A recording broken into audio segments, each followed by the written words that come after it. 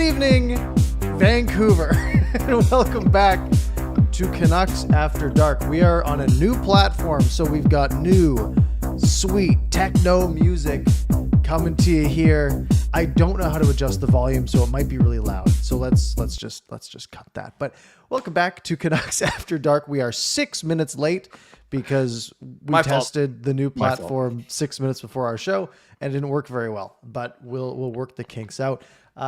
As always, joined by my co-host Canuck Clay. How are we doing today, Clay? Well, I usually don't get stressed about tech, and you're the tech guy, so thank you. We are trying a new platform. Parker is too kind to me. He respects his elders to throw me under the bus. But yeah, I came in like 5 minutes late. Hey, new platform, let's go. And then Parker's like, your sound's okay, but you're choppy. I can't see you. You're all fuzzy. Switch computers. So just tell us in the chat if you can hear us, if you can see us. But I will follow Parker's lead, as I always do when it comes to tech. But I'm good. I'm 3 out of 4 points on the weekend. That's better than my tech. Well, anything's better than my tech. I'm doing okay. I love your lead though with your thumbnail. If you know something about Thatcher Demko, tell me, because I know nothing. I know absolutely nothing. Yeah. The Thatcher Demko question is concerning, because I remember coming into the weekend, we had heard, it's a maintenance day for Demko, so they're calling up Patera on emergency conditions, which to me doesn't really, maintenance and emergency don't go hand in hand to me. But we hear that, and one of my fantasy hockey group chat I'm in, like one of the guys like, it's just maintenance day, and I'm like, yeah, but wasn't Derek Forbort a maintenance day like a month ago, and we still haven't seen him since? So I have concerns when it comes to maintenance days with this team, and then of course he did not play Saturday, he did not play Sunday, and the thought is he might play tomorrow, but we don't know until we see him. But we'll talk a little bit more about Demko once we get through maybe the last couple of games, and we can spend a little bit of time on the back half. Yeah, but overall, I know we'll get into the game specifically, but if we're talking about just how you're feeling, I don't know. Tell me if I'm being too easy on this team, Parker, but I say 3 out of 4, and against a team that pumped Edmonton the night before, I was okay with that. I'm not about moral victories, but I think if you listen to all the post game with Foot and the players, it wasn't like they were accepting the participation trophies or ribbons or whatever, but they were saying to a man that, no, we were proud of the way we played against probably the best team in the league right now. So I'll take it. Yeah, look, where the Canucks got beat by Chicago, which right off the bat is like a little concerning. However, they handily outplayed Chicago. Like they were the better team by far. They owned every metric. They outshot them over the shots, like 45-30 or something along those lines. Like they dominated the Blackhawks, and 45 shots. When is the last time the Canucks had 45 shots on net? It's been a while. They lose that game, and again, I've always said, especially in the more recent times where this team is trying to be a playoff contender, that results are more important than process. But some nights it just doesn't go your way, right? You go, shoot the team by a big margin. Your goaltending didn't work fantastic. Tyler Bertuzzi happened to have a night, and you have people like me leaving before the Canucks even score a goal. Oh, you were there. I was at that game. Oh, yes. Okay. Oh, by the way, anyone who does, like Fangirl has just done, proclaiming her loyalty for 40 months. I don't know about you, Parker. I don't know how to show it on this new platform yet. I can't find it. I got it. Although I don't know if it has does it have the membership ones? Oh, weird. So okay. So we have this. Okay. That is what it is. It just isn't green like it was before. Okay. So Fangirl, thank you for being with us for 3.5 years. That is awesome. And that was kind of cool. Parker, just indulge me. Oh, I just love the way that the animations are. It's got a little style. It's got a little style to it. Okay. Thank you, Fangirl. Guys, it's half the price. But the video doesn't work apparently. No, but that's besides the fact. The game against Chicago, Canucks played pretty well. Honestly, from being in person at that Chicago game, I was sitting probably top of the D zone face-off circle. So close enough to the middle that you can see everything. And while the Canucks had 45 shots, it didn't feel like they had a lot of scoring chances, to be frank. Like it didn't, I was never like, oh man, if only like they should have scored there. That didn't feel like it happened a lot. Now apparently they had 18 high danger chances in that game at 5-on-5. Just eye test wise, didn't necessarily feel that way. But then you look at the Columbus game, they kind of get outplayed by Columbus overall. Analytically, they were pretty even at 5-on-5. But you shouldn't be even against Columbus, in my opinion. But they go out and get that win. So I'm sort of looking at those two games as like against two of the best team or two of the worst teams in the league. They weren't fantastic. But they were fine. But they should be better than fine against the worst team in the league. Yesterday's game against Colorado was one of the best games this team has played in a while. And that was one of those ones where they allow that goal in overtime and lose a minute in. And I go, well, it happens, like they got burned twice early by McKinnon. They hung in there. They played really well. They battled back. They had the lead. Actually, they never had the lead in that game. But they battled back a couple of times. They showed a little bit of perseverance, and they lost an OT to probably one of the best teams in the league.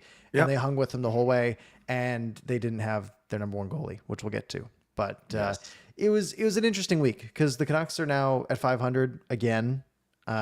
Still at 500 after the last week, and like we've said, clock's ticking. It feels like it's early in the season. There's 65 games left. Yep. And you got to win 14 more than you lose.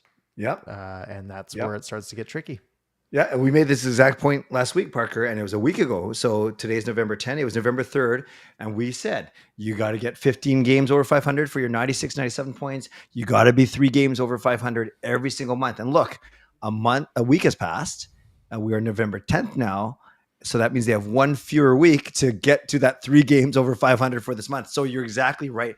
The window is closing. It's not doomsday. Like they can still go on a run of, it'd be nice if they won 2 in a row for the first time since who knows when, but yeah, they're not going to, the fact is they're not going to make it to the playoffs if they're going to alternate losses and wins, and they're not going to do it all the way to the end of the season, but they have for the last 2 weeks, right? Yeah. And we talked about the gauntlet coming up. Right. Yep. This was the easy part of the schedule, so to speak. And Colorado was the beginning of the gauntlet because it was Colorado who they got a point against and did a good job. And if they can play like that the next 5 games in this gauntlet, they'll do okay. They'll win a couple of them. But it's Winnipeg, Carolina, Tampa, Florida, Dallas. Now, again, if you're someone who looks at the standings for this year and is like, oh, Florida is, they were at the bottom of the Atlantic a couple days ago. Yeah, that doesn't matter, right? This is a hard bunch, and then they get a couple of easier games against Calgary and Anaheim, who looks pretty good, and San Jose. But it's going to be a really tough test of the next 10 days because it's 5 very, very good teams, 5 true contenders, and we got to see how the Canucks hold up. Yeah, and I know we like to go backwards, but I was just thinking, just going to ask you before I forget, what was the mood like in the arena? Were the people happy to see Bedard, but what was the mood like? I don't know. It was a normal Canucks game, I think. There wasn't a lot of hype around Bedard or anything. Okay. I think a bit of his luster is worn off, to be honest, because he hasn't been, especially you look at Celebrini, who came in a year later and is sort of upstaging him a little bit. But no, people are excited to see him, but it was a bit of frustration throughout that game. Because the Canucks sort of, played pretty well. Didn't feel like they created a ton in tight. And then just allowed some pretty, allowed some high danger goals, basically. Like those Bertuzzi goals were all in tight. Yeah, same spot. Winning puck position, winning position. And the Canucks getting outworked, that was where some of the concern came from. Yeah, and Parker, I don't know if it's a scouting thing or that's just the Canucks are weak on left D sometimes. But the first goal, as Hughes was kind of skating in no man's land. The second one, I think it was a power play. Marcus Pettersson lost them, but that's your top two left defensemen, right? And sure enough, both of those goals are in Lankinen's glove, right, standing right on his left side because their guys are uncovered. And I get it, one's a power play, but still, I wonder if they scouted something or they just opportunistic on that side of Lankinen's crease. Yeah, and being a guy like Tyler Bertuzzi who has some history of scoring goals, but last couple of years, he's a 20 goal scorer, right? He's not a guy you're expecting to score a hat trick on you in one period. But yeah, through 2 periods, it was pretty even, and they just had a random burst where they scored 3 goals in 4.5 minutes. Yeah, Added on with one more, and then that was it. So I would never judge you. You spend your time and your money however you want. You left early because you were mad, because you wanted to beat traffic, because you had to go to the washroom. Like what? It's more of the train. The train gets really packed after the game.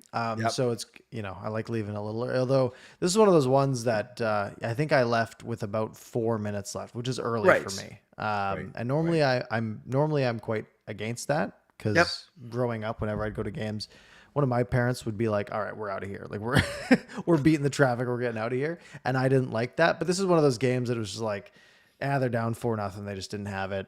Yep. Let's just call it, get on the train. And that's fair. When you get on those packed trains, it gets a little much. That is totally fair. Oh, okay. And it's funny. I agree that Bedard is kind of being upstaged by celebrating, but look, they're I know at one point they were the top 2 scorers in the league. I don't know if they now McKinnon 9 points in a weekend can do that for you. I think McKinnon is now the new points leader, but still that's awesome. They're both in the top 5, I'm sure, still. Yeah. And McKinnon was a problem, obviously, the last week, and that 9-1 win over Edmonton. I remember I was at that would have been, I guess, Saturday night. Yeah. So I remember I was at hockey, and we got off the ice, and we were like, oh my God. The Oilers got beat 9-1, and we're all like laughing in the dressing room. Like, oh no, we play them tomorrow. It was like, oh wait. But we'll get to Colorado. Yeah, of course. Columbus. Yeah. This game, I don't remember much of this game. Because I was on the ice. Yeah, you're playing hockey. Makes a lot of sense. And I was coming off my day 1 of my 2-day work event, so I did get to watch the second half of the game, and it wasn't as exciting, of course, as like a Vancouver Colorado game, but it was one of those games where because you knew of who was the opponent the next night, you needed the 2 points, and they found a way to get it, which is good, I think is good, obviously. Yeah. I remember I watched the first period of this game before I went to hockey, at an 8:45 game. So I like getting there. My plan was leave after the first period, get to the rink at 8, and then that was it. I saw the highlights of the goals while I was in the dressing room, but I don't really remember too much of this game. But if there's anything you remember, well, I think this is the one where on the third goal, wasn't O'Connor like cross-checking Dante Fabro like 3 times or 2 times in one? I'm pretty sure that's the one where they're the net front. Yeah. Yeah, it looks like they're battling. Yeah, and then O'Connor cross-checks him right before he gets the rebound and puts it in. And then Fabro cross-checks him right after, and then there's a big pile-up. And then I remember that. That was I think the third Canucks goal. He was not on the ice for the third Canucks goal. Well, who the heck? Probably the second one he scored. Okay, second one. Garland scored the third Canucks goal. Oh yeah, that was after Myers made that. Oh yeah, I'm watching the second one. Yeah, he's working him pretty good. Couple there. There's a break. Gives him another one. Knocks him down. Yeah. Finds it in his feet and then scores. Yeah. That's a good. I didn't see that highlight. That's a great cross check back from Fabro. And then DeBrusque comes in. And then a little, little takedown on Hronek in the back there too. Yep. There's a lot going on. It's a fun one. Yeah, it was a fun one. And then I do remember, so a third goal, if I'm not mistaken, that was Tyler Myers doing that amazing toe drag. Garland finishing it off. Yep. And then Besser with the game winner knocks the puck out of midair on Sherwood's first assist. So Sherwood does know how to pass the puck, Parker. Yeah, apparently. I remember the last night's game. Ferraro was saying like, "Oh, the perfect streak is broken," by Sherwood having an assist. Yeah. And then that game. Do you still have the box score? Like, how many saves did Lankinen make? Like he was. He would have stopped 29 of 32. Okay, so he was good. And the Columbus goals, I think only one of them, if I remember, was I think he could have covered up. I think it was the second Columbus goal, if I'm not mistaken, where they poked it through him. But I thought overall, Columbus got some, got those Russian guys, right? They got all the kind of really talented forwards. But I was happy. I was happy to see a win, and I thought it was a good game overall. I didn't pay the closest attention to it.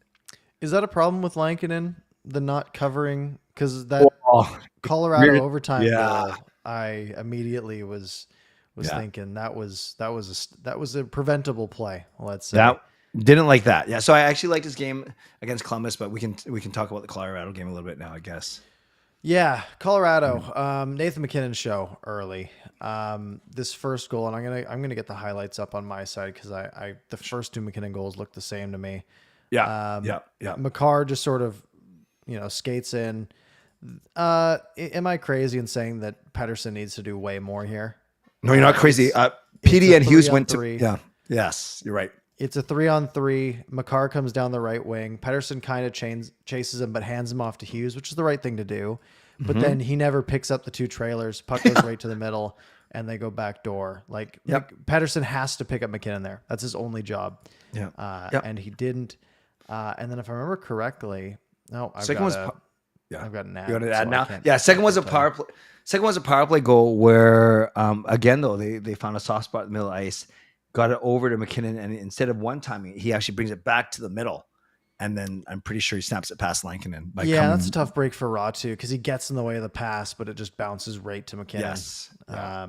That's, again, it's tough because you look at this goal and you're like, is this Lankinen's fault?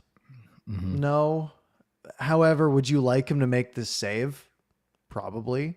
Yep. It's like, does Demko make that save? Does Hellebuck make that save? Does Vasilevsky make that save?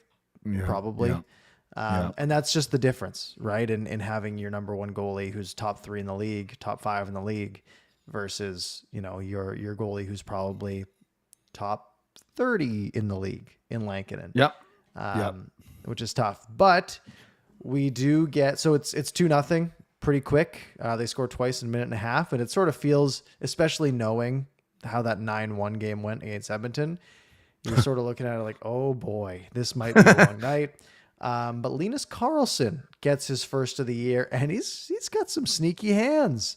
A little, battle on the side of the net. He tries to pull it forward. This reminded me a little bit of Besser's late goal against Nashville in the playoffs a year and a half ago, where it's sort of that battle on the next to the net. Spot. Yep. Taves is getting in there, playing well defensively, and then Karlsson has nowhere to go except between his legs. Pulls it back between the legs, shelves it. Really nice goal from a guy who you wouldn't really think of as a skill guy.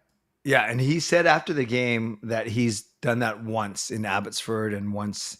Yeah, so that's not the first time, but man, that's a lot of guts. Like that's. But you're right. He had nowhere to go. He got the puck below the goal line, so there was literally no room for him to put it anywhere else aside from between his legs. Yeah, and he's clearly got some skill, right? Because we're talking about a guy who, he scored in his first year in Abbotsford, so 4 years ago now. I guess 2022, 23. He scored 24 goals. Then the year after, he scored 23 goals. And then last year, he scored 23 goals in Abbotsford in just 32 games. And then in the playoffs, keep in mind, he had 14 goals in 24 games. So he scored 37 goals in 45 games last year. That's not right. 55 games. 55 last year in the AHL. Like, he's got the talent to be able to score. And he showed it there. He's been getting better, like a little bit better every game. Yeah. Who's the guy you interviewed 2 years ago? 3 years ago? Nils Oman. Oh yeah. I get all these, well, I shouldn't say, I don't mean it like that, but I just get these guys mixed up. Okay. All the Swedes. Oh yeah. Yeah. That was a nice, can you do that, by the way, on the ice? Have you tried that before? That move? Yeah. But like most people can, it's just pulling it off there. Like, right. It's one of those things like if you give everyone a second to do it, it's, you just pull it back and it's the same motion as if it wasn't between your legs. Oh, I see. That's doing it in a game situation is much harder. Right. Especially as someone who's, on the fourth line and you're not trying to really make waves. Yeah, yeah. No, that was good. And that was a very important goal because you're right. If Colorado gets the next one, then you feel like you're under siege and you feel like it could be a repeat of the night before for sure. Yeah. Yeah. Second period, we get another Kiefer Sherwood goal. So he gets back in the correct column on the G side. The G He side. skates in and just sort of gets interfered with, but that's one of those things that they're never going to call, right? It's just a battle.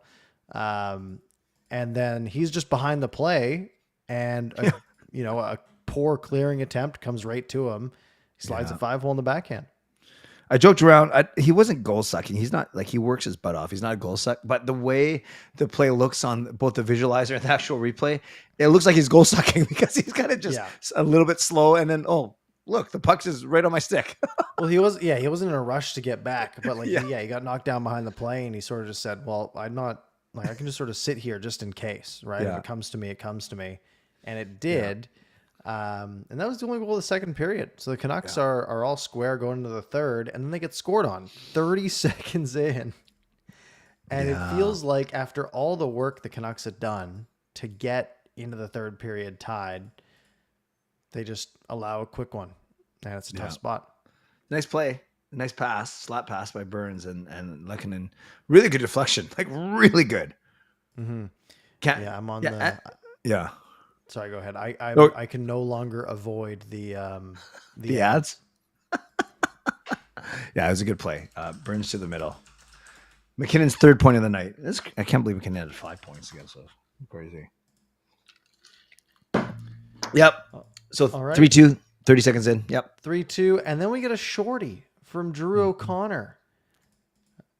You can tell me all about it while I watch this commercial. Yeah. I think it was Nichushkin put the puck around the net, like they're in the Canucks zone. It rings around the boards and no one picks it up. So now it becomes a 2-on-1. O'Connor and Sherwood, two faster skaters. Yeah, just a bad play on the power play, eh? Yeah, it was bad. To skate in that deep. Yeah. And Sherwood reads it well to make it so he can't really go back up the wall, but he should be trying to button hook here and get some separation. But he plays it around for someone who's not there. And it's just a 2-on-1. Tell me if Makar gets a stick on the puck because I don't know how it's rolling, so I don't know how that beats Blackwood. It looked like Makar. He did not. I remember the replay. Wow. He did not get a stick on it, but the puck rolled the whole way down the ice for O'Connor. Yeah. And by the time he released it, it's one of those things where you look at where the shot ends up and you're like, wow, what a shot. But then you look at what the puck was doing and you realize he had no control over where that thing was going to end up. Right, he can direct it in that direction, but there's a 30% chance it just flutters over his blade. He might just, thin it right into the goalie. He got all of it and he placed it perfectly right under the bar. It was a fantastic goal. But no, Makar did not get a stick on it. I remember I remember because I was looking for it. Sure. And no, it was just a really well-placed shot. Isn't it crazy how O'Connor had 1 assist in the first game against Calgary? Then he went no points in 10. And then his last 6, he's gone 2 points, 2 points, 0-0, 2 points. So the guy's got 7 points in the last 6 games. That's good. We need that. He's not going to keep that up, but we need that. We need secondary scorers for sure. Yeah, absolutely. I'm not a big Drew O'Connor believer. Yeah. Lately. Yeah. But yeah, he's been doing okay. Yeah. Okay. So 3-3, getting closer to the end of the game. And then. Yep. Lehkonen gets another on the power play. Just a couple of minutes after that. What happened on this one? This one's Pettersson again. It's a power play. So they're sort of in a box. Pettersson has somehow ended up in the low position and just, I don't know, kind of slew foots himself. He skates backwards into Lehkonen, kind of falls over, and then Lekkonen's by himself in the middle of the ice. That one was frustrating because that's just bad defense. Yeah. What was the actual shot? I can't even remember this one. Natchez, I think, shot it Makar was at the point, played it over to McKinnon. Yeah. He played it cross to the bottom of the blocker side face-off circle. Yeah. For a one-timer. It either hit the post or Lankinen got it. but the rebound came perfectly in front to Lehkonen, who Pettersson should have had, but he slew-footed himself, sliding backwards into him, and gave him like 8 feet of room.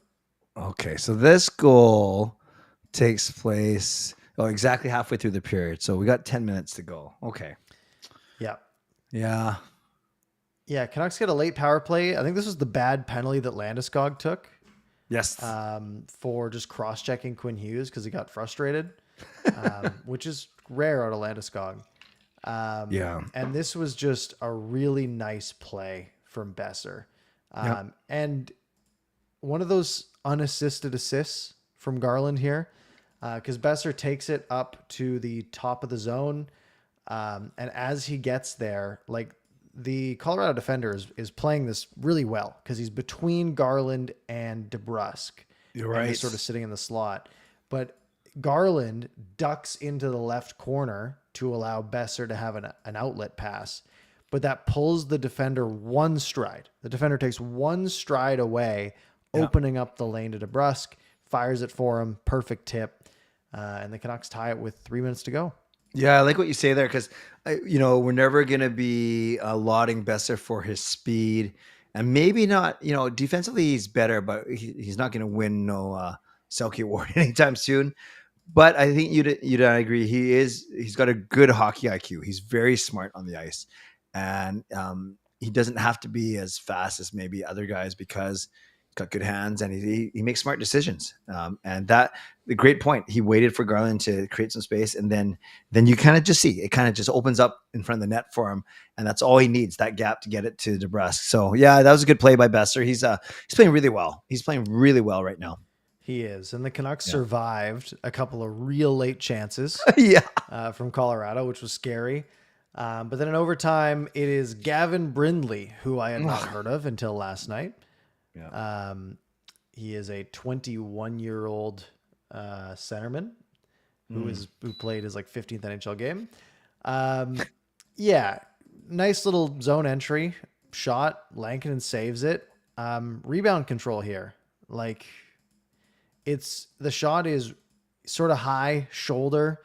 You want him to absorb it. It comes right out in front of him, 4 feet, and he goes for the sweep poke check away, which if he connects, let's be real, is probably going right to Cale Makar because that's exactly where Makar is.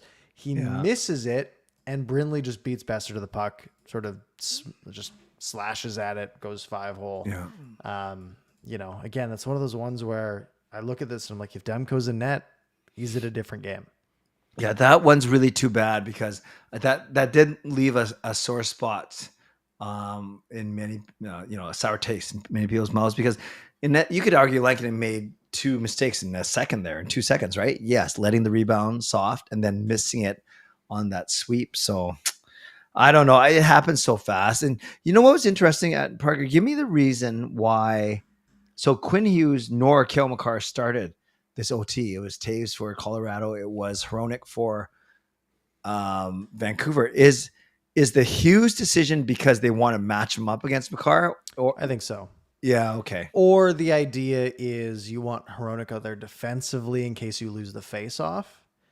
And then you want Hughes out there for the offensive chance. And maybe the thought is, hey, Hughes and Hronek are pretty comparable defensively, but offensively, Hughes is going to be way more likely to score for us. Mm-hmm. So if we win the face-off, we can swap them. If not, that's true. Leave Hronek out there. Great point, and that's what happened. They didn't touch the puck, right, in overtime. Correct. It's okay. They did to us what we did to whoever we beat. Was it Nashville or St. Louis? Whoever we beat at the start of last week. Remember, we did the same thing to them. I think. Yeah. In overtime. Just because Irvin wants to see the animation, and Malcolm, I'll take this as a compliment. He says, how does this channel only have 2K followers? That's been around for 7 years. No, we've only been around for 4 years. 4 years. Yes. But thank you, Malcolm. And only once a week. Exactly. But we're happy. Slow but steady growth. And I do like watching this animation. Pretty cool. It is good. If only everything else worked well. All right. I mean, Canucks obviously pretty big week, pretty tough opponents. Like we said, it's the Jets, it's the Canes, it's the Lightning, and then it's the Panthers before we meet again, which is going to be the Monday at 4. So this will be a Panthers post game on the Monday. Obviously, our big question is around Demko. Yeah. Right? Yeah. Because, there was it's just a maintenance day, which if it was just a maintenance day, I would think, okay, well, he'll play Sunday against Colorado. He didn't. He wasn't even dressed on Sunday against Colorado, nor was he dressed on Saturday. And playing goalies in back-to-back games is not good, typically. Mm-hmm. The stat that I always go back to, and this might be outdated from a couple of years ago, but it was the best goaltenders in the league. So the Hellebucks, the Vasilevskis, the Shesterkins, the Demkos, the top tier goalies, when playing the second night of a back-to-back, if they had played the first night as well, so if they're playing 2 days consecutively, are on average below league average. So even the best goalies in the world on the second night of a back-to-back, the average save percentage was like 900, 899, somewhere in there. Yeah. So it's usually bad, especially if it's not a Demko or a Shesterkin or Vasilevsky, but a Lankinen, who's like what does Lankinen even have this year? It's he's got an 879. What? Yeah. So not really what you want on the second night of a back-to-back. Yeah. So the concerns around Demko. Now, we got updates on Demko today, which I'll take us through. And some of them are a little concerning, but also not super surprising. So here are the updates. I think these are from Donnie and Dolly primarily, but I've got the summary here. He woke up sore on Friday morning and took the day off. He is not outright injured. Because he felt sore before back-to-back games, they held him out of both games as a precautionary measure.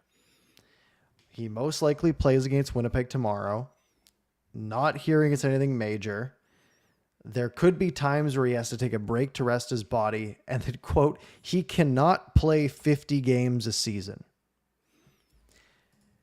Wow. Now, if you have a goalie who cannot play 50 games a season, I have to question why you signed him to a 3-year extension at $8.5 million. Because he's going to play 49 games. I'm totally kidding. Now, does that include playoffs? Because a playoff run can take 29 games in theory, or I guess 28 games, 4x7. Yeah. So you could have 28 games of playoffs, which means what? You only get to play 22 games in the regular season if you want Demko to play your whole playoff run. That doesn't sound like a good recipe for success. So that's where I start to get concerned. Yeah. Yeah. And what's interesting, firstly, Skytrain Alfred, thank you. 3 months of loyalty. Appreciate that. Interesting from Malcolm. He's gone off the 10K subscriber thing, but I do want to highlight this.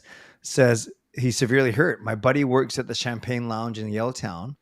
The Canucks frequent there often. I am aware of that. Word is Demko going to be out for a while. Wow. This is one of those things that we can prove or disprove in about 20 hours. Yes. Yep. Actually, morning skate tomorrow. They have morning skate at 10:30 tomorrow? 12 hours from now? If Demko's not for morning skate, then okay, then we've got some problems. But yeah, it's concerning. It makes me understand why they paid Lankinen, but this is not a playoff team with Kevin Lankinen as their starting goalie. Yeah. And I don't know if they're a playoff team with Kevin Lankinen playing 41 games. Right.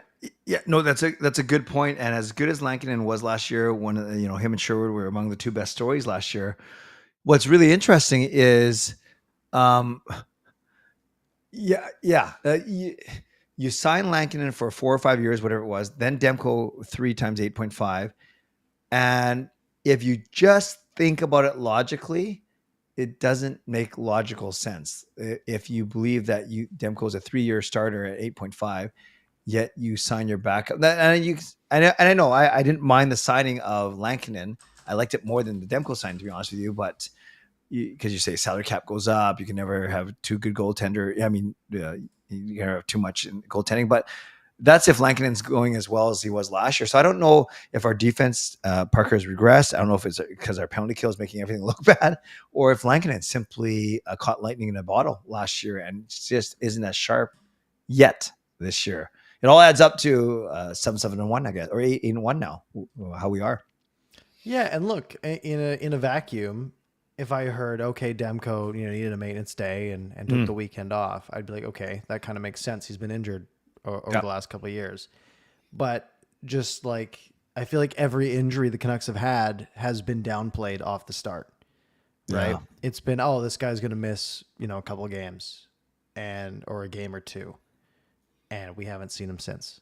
And that's, it's hard to look at that and be like, okay, well, they're probably going to be accurate this time. And it's concerning. I hope Demko plays tomorrow because a Demko versus Hellebuck matchup, like that's cool, right? It's you look at McDavid versus McKinnon, right? It's not to the same level because they're goaltenders, but like, hey, that could be a duel tomorrow.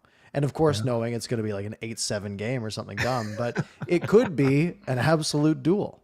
Yeah. Winner is the U.S. starting goal. I'm just kidding. We know Hellebuck started. We don't even know if Demko's going to make it. Actually, it's funny. The longer this goes on, the more chance that Demko's not going to make it, right? Like everything would have to go right. He'd have to play almost perfect, had to be healthy, and he's been playing fine. But the health, you can't risk one of your 3 spots on a guy who might not be even able to play. But, that's we're not worried about the Olympics right now. We're worried about tomorrow. Yeah, I agree with you, Parker. If he doesn't play, if they say he's out, it's going to be a firestorm here, and B, they should just flat out say tomorrow he's going to be out for a couple of weeks or whatever it's going to be. Yeah, it's one of those things. It's like you can lie about it, and then it catches up real quick, right? We're going to know tomorrow. Yeah. And there's going to be questions tomorrow if he's not in the lineup. Like if it's Lankin and Patera again, there's going to be questions asked, as there should be. Yes. Yeah. Wow. So you said we have 4 games before our next show, right? It's Winnipeg, Carolina, and 2 Florida teams. Yes. Wow. That is correct. Yeah. So tomorrow, big day off, and then big game, 7:00. Yeah. And then they go on the road for 3 after 3 games 4 games at home. So you go on the road Friday, 4:00 against Carolina, Sunday, a 2:00 start against Tampa. Hold on. Seahawks play on Sunday as well. Yeah. What are you going to do, man? That's going to be some channel flipping. And then, they go back to back. So they play Sunday at 2:00. They travel to Sunrise, which I think is like an hour and a half bus, to play Monday at 4 our time. And then, that's when we'll catch up. They get a couple days off after that, and then a couple days off after that, and then a couple days off after that. It's weird. They play the 17th, 20th, 23rd, 26th. So 2-day breaks in between every game. So next week we will the show after this next one, we'll only have 2 games to talk about. Which will be a Thursday and a Sunday. Right. It's weird. Like the Canucks, especially after these next 4, right now they're among the league leaders in games played. And because I know, because I always look at the standings, I always had to factor in, they've played 1, 2, 3 more games than everyone else in the division. So this next 4 will keep them like that. But then maybe I'll even out a little bit when they have that, like you said, the 4 games with 2 days in between each one. But I know every team is going to have to go through some busy stretch of lots of games and not a lot of nights. And I think the Canucks have had a lot of their stretch, their cram schedule already. Yeah, man, it's a lot of hockey. It's good. Well, it's good if you like watching. It's not great if you don't like watching or you don't like going to games for whatever reason. And the scary thing is, again, the Canucks are 500. Sure, they're 21% through the season. Yeah, we're already 1/5 through the season. Yeah, it's gonna, the time's gonna run out quick. Yeah, that's so true. And and when they give that stat about U.S. Thanksgiving, using it as a benchmark, it's not a perfect science. Obviously, you look at the Blues from 5 years ago or whatever. There's teams that break out, but generally speaking, that's why they say that by then they'll be 30 games in, I guess, right? That's all. Yeah. Yeah. Every stat has outliers, right? You can pick on those, you can pick on the trend. And the trend is that if you're not in it by the end of November, it's tough to get back in it. Yeah. So where do you think the Canucks go? So I can't remember what our predictions were for this past week. So 4 games against good teams. 4 games against good teams. I'd take 2-2. Yeah. It'll be something dumb like 1-1-2. They'll stay at 500. I don't know. If I'm realistic, I'd say 1-3. Yeah. But I'm hopeful, and this team doesn't make any sense, so they'll go 2-2, just like they would against bad teams. Yeah, I would love to say 2-1-1 and actually get a game over 500. But yeah, Florida and Tampa, they're not as good as they have been. They still will be there. I'm confident they'll both be around come playoff time. So do you get one of those, and then do you surprise Winnipeg at home tomorrow? Because who knows? Carolina's really good this year too. Yeah. Okay, It's tough. I'll see your 2-2, and I will not raise it. I'll stay at 2-2 as well. Does make for great. Optimistic of us. What do you think's wrong with our power play? Our penalty kill. What do you think's wrong? It's like 3rd worst in the league right now. It's man, that's tough, eh? Is it no Bluger, no Forbert, and no Suter? Obviously, We talked about it last week, where again, like I think power play can be carried by personnel. I think penalty kill, personnel can carry it, but I don't think personnel can really sink it. I think penalty kill is such a structure-based thing, and seeing bad results to me hints at bad structure. It's their 2nd worst in the league, and barely. Oh my gosh. Senators are at 67.4, but they have a 24% power play to balance it out. We're at 67.9 with an 18.2% power play. Right. So overall, pretty bad. And also our net power play is only 14.6. We've allowed a couple of shorthanded goals against. Oh my gosh. To counteract a couple of our power play goals. Right. So net wise, it's not great. We have the 10th worst power play by net and the 3rd worst penalty kill. So special teams have not been good. I like Marcus Pettersson, but I have heard a bit of frustration with his play this year, not just on the penalty kill, but just overall. So Myers has been up and down. Hronek's been okay. I think Hronek, I thought he was good actually when Hughes was out of the lineup, but he usually is. But he can have some unsteady games as well. DPD, I wouldn't say DPD hasn't. I wouldn't say DPD has regressed, but he's only getting 10 minutes a night. And Verlander's playing well enough where I do think that he's going to hold Mancini out of the lineup. Like even when Mancini's healthy, I think Verlander's a better option right now. Do you? I do too. Verlander's actually looked pretty good. There's been a couple moments where I think had a little bit of panic to him. But I think that's reasonable. I think that's a fair thing to do when you're 10 games into your NHL career or whatever the number is. I think Verlander could hold Mancini out for sure. And a couple people talking about Reichel in the chat. Is it a foregone conclusion that when Bluger's healthy, you run PD, Ratu, Bluger, Sasson down the middle and move Reichel and let him just fly up and down a wing? He's just not a center.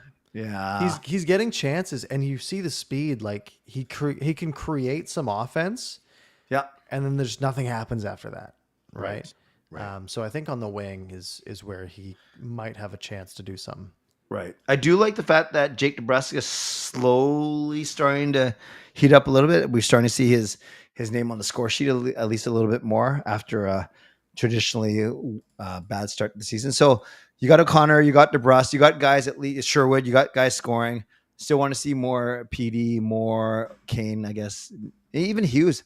I want to see him a bit more on the score sheet. I know it's not just about goals and assists, but he's playing better though. I think something was ailing him. Yeah. He has, since he is like the beginning of the season, he was not good, and it felt like he was forcing things, and it looked like he was struggling. The last couple of games, Quinn Hughes has looked like Quinn Hughes again. Yeah, right. That's fair. That's a really good sign. Yeah. I didn't get to watch the first period. I heard he was really good against Columbus the first period and the rest of the game, but was he good? Do you remember? That was the only part I watched, but I don't remember that. That's fair. That's fair. So because we were 5 minutes late because of me, we're 45 minutes in the show, but we're already at the 10-minute mark, if that makes sense. Do you want to start going to the people and flash our people. cool animations? Yeah. If you guys have any questions, now's a good time to throw them in there. Yeah. And we will we'll answer whatever questions that you have. All right, I want to see what other cool stuff we have here. Yeah, you let me see what I'm looking at. Actually, there's some good questions from earlier in the. Someone was talking. Oh, Malcolm. What do you think about the lightning? That's lightning. Okay, that's Or good. something. I don't know. It looks Where'd you more find like that? flames. Yeah, blue flames. It's under the brand section. We can have these fun colors. Oh, okay. Anything else? Cool. This one. The other ones no are gong? just static. We don't have a gong anymore. We do actually. There might be more to add. Hold on. What else is there? There's a doorbell that's gonna wake some dogs up. We won't do that one. Okay. There's rain. There's a bunch of cool stuff. We've got. What about this one?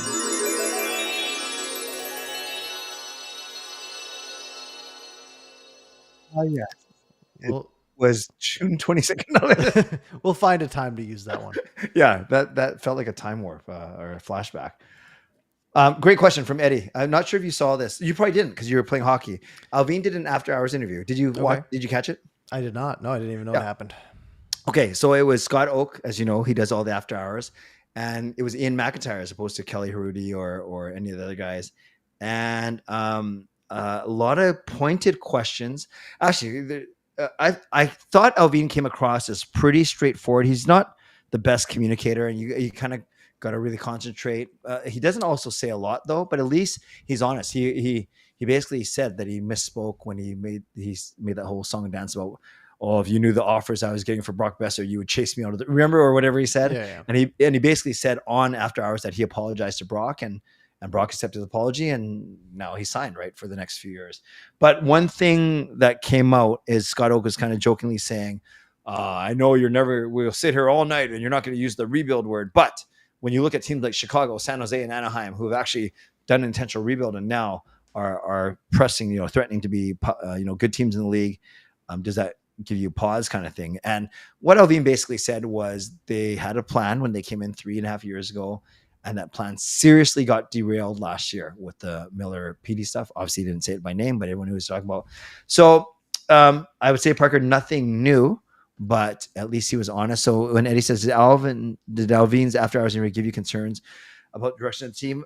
For me, Eddie, and Parker, it's hard for Parker to answer. He didn't see it. But for me, no more further concerns. It just confirmed or reiterated what I kind of expected or what we believe to be true. Yeah. Yeah. And I think, if you just look at the first 2 years, I feel like things were kind of on track, right? It was sort of exactly what, like, for a retool, like loading up and becoming a contender in a couple of years, they did a pretty good job, right? Mm-hmm. Like, they became a 109-point team. That's not by accident. But then, the wheels came off last year, and we knew that, and we know why that happened. And now it's a challenge for them to say, hey, fix it again. And I don't think they did a fantastic job of that this offseason. And that's where, it gets tough, because I think it gets more difficult as you get further into your tenure. At the beginning, you can sort of just, make stuff happen. You have no attachment. Other GMs don't really know you. Yeah. I think it gets harder as your tenure goes on. Do you think they did a good job overall? Overall, with what their goal is, which is to be to make the playoffs and to do what they did, basically, yes. Do I necessarily think that was the correct direction for the team? In a vacuum, looking back to where we were, 18 months ago, I think hindsight's 2020, because 18 months ago we were looking at this as a masterclass, right? We were like, hey, they've turned this into a 109-point team with a Norris winning defenseman and a team that basically without Besser and Demko took the Oilers to Game 7, right? And with Besser and Demko, who knows what would have happened in that game. And who knows if they would have gone to the Western Conference Final. And who knows if they might have gotten hot, in those last 2 rounds and done something. Yeah. And of course that didn't happen. But now, things are starting to go the other way. But, it's tough for me to criticize too much, because every single one of their moves that I've looked at haven't been things I necessarily really dislike. Sure. Good answer. Irvin says, Canucks Talk on 650 seem to be thinking Kane is slowly coming on. Are you guys seeing signs of this? I'd say yes. I think his penchant for bad passes, I've seen fewer of them. And I can recall at least 3 or 4 instances where his board work and his vision and his body, his size have led to either goals or a good scoring chance. So it's not perfect. And one thing, Parker, that people point out is they say, oh man, he takes a lot of minor penalties. But then I've heard stats that say he's actually drawn more penalties than he's actually taken, even though we sometimes don't look at that stat. But I don't know. I'm okay. He hasn't been great, but he's been better. I do think he's coming on. I'm actually curious about that one. I'm going to find out really quick here. Yeah. On the other hand, I think, look, whenever I watch Evander Kane on the ice, my feelings have been negative for the most part. I feel like a lot of plays have sort of gone to die with Evander Kane. There have been he's slower. I have not been a big Evander Kane fan so far, especially at the dollar value, right? And sure, it's 1 year and it's done this year, and et cetera. But that money could have been used elsewhere, right? On like a Pew Suter, I think would have, the value that would have brought instead. I will say, as of right now, we have 10 total penalties by Evander Kane, 9 minors, 1 misconduct. Throw that misconduct away. Who cares? 9 minor penalties. He also has the most penalties drawn on the team at 9. So so it's even. Net even. However, he also has, and this is at 5-on-5 only. I think that's all that really matters. He also has 4 takeaways and 16 giveaways. Okay, that's not good. And that's where my concern sort of comes in, because he has the only people, there's a couple people with more giveaways than him, being Kiefer Sherwood. He's got 11 goals. I can forgive that. Philip Hronik at 19 giveaways to 9 takeaways. And then Tyler Myers has 21 giveaways to 4 takeaways. So he's way in the negative. But Evander Kane, even on the plus minus, but the other side of it is concerning. Now, on the other hand, no one has more high danger chances on this team than Evander Kane. No one has more individual expected goals on the team than Evander Kane. And it's not particularly close. It's double. Linus Karlsson's number 2. Are these numbers right? Evander Kane has had 83 shot attempts. Yeah, which is 30 more than the next player, which is Tyler Myers, which is interesting. That's weird. But Evander Kane has had 41 scoring chances at 5-on-5 and has not scored a goal. Wow. I guess he did score that one that didn't count. At least at 5-on-5. But he has 7 more high danger chances than anyone, with Drew O'Connor being second. And he has 3 goals to Kane's 0 at 5-on-5. Really interesting, these stats here. He's also created twice as many rebounds as anyone else on the team. So analytically, he's been creating. He's just also, providing the puck to the other team a fair bit and not finishing his chances. Yeah. No, thanks for looking that up. That is quite interesting. I feel it says he's 36-year-old. What were you expecting? The one thing I like the animation. I don't like how slow. Yeah, I don't like how slow Here you are. You're actually talking about the team. I'm talking about our new platform. I don't like how slow it replaces. We can change them. Sorry. There's options, I think. Okay. Here's an interesting question from Malcolm, one that won't get us in trouble. What coach would you rather currently have? Green, Tocchet, Boudreau, or Foote? That's a good question. Does it matter? Honestly. Yeah. Does it matter? Yeah. Is this team in a different spot with any of them? I don't think so. I would have liked to see one more year of Tocchet. Were you fine with him going? I wouldn't mind one more year of him. I look at what the Flyers are doing right now. Yeah. And I am fine. Okay. That's fair. Because they have, I don't want to just see Canuck stats anymore. Let's go. Sure. All teams, let me sort by shots. Shots per game. The least shots per game is the Philadelphia Flyers. Wow. At 24.8 shots per game. Now, they're also only allowing 25.1 shots per game. So if you like really boring hockey. Yeah, low event. Wow. Doesn't do much. That's a good spot. Now, the Canucks are 12th in shots per game, 27.2, but allow the 7th most at 30. And that's also not ideal. Okay. Good to know. Well, we've hit 11 o'clock. We've blown past 11, but again, we started a couple minutes late. But thank you, Parker, for saving me. I'll play around with this before next week. I promise. Sounds good. Hopefully we can get it sorted out to the point where we can actually cancel StreamYard because I've just paused it. But we'll figure it out. Folks, if you enjoyed the show, make sure you're subscribed. Hit the like button. Do all that good stuff. We can get the subscriber numbers up. We can get all the numbers up. Hit all the buttons except the dislike button. Actually, that still I think helps us. Is hit the dislike button because no one sees it anymore. So hit all the buttons, leave comments, do all that good stuff. If you missed any part of the show, you can rewind back to the beginning here on YouTube. You can find it on your favorite podcast platform in a matter of 15 minutes or so. If I can figure out how to download it off of this, which I'm sure I'll manage. 4 big games against really tough teams over the next week. Jets, Canes, Lightning, Panthers, 4 contenders. Clay, any parting words this Monday night? Yeah, I leave the same way I felt coming in. Is I'm satisfied with 3 points out of 4 against 2 decent teams, one a lot better than the other. But yeah, I all eyes on Demko for morning skate, and then either the city's going to go crazy tomorrow or they're going to breathe a sigh of relief. But no matter what, they are going to react.